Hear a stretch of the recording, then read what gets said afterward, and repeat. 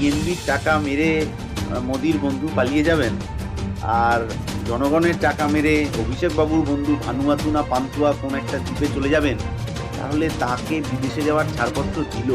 তাদের বংশধররা তাদের পিতৃপুরুষের বাপ ঠাকুরদার লড়াইয়ের ফসল। এই জায়গাটা আপনি বললেন যে বিজেপি টাকা দিচ্ছে না, একই কথা তো তৃণমূল বলছে। বিপুলভাবে জয়যুক্ত করুন অন্যায় বিরুদ্ধে প্রতিবাদের মুখ।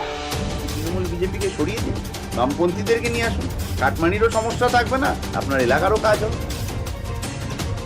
আমাদের মুখ্যমন্ত্রী বারবার যেটা বলছেন যে 1,00,000 কোটি টাকা ঋণ ওয়েস্ট বেঙ্গলের মাথায় রেখে সিপিএম চলে গেছে। কমিউনিস্ট পার্টি মার্ক্সবাদী 2011 সালে সিপিএম এর ডিএটা চালু করে দিতে পারে, ওটার জন্য আলাদা অধিগ্রহণের প্রয়োজন। ডাকবাজি। ডাকব্যাগের জমি, সে জমি কার হাতে আছে দেখতে তো হবেই। এইটা তৃণমূল করতে পারছে না এই ভয়ে, তাহলে সেই তদন্তটা কেন শেষ হলো?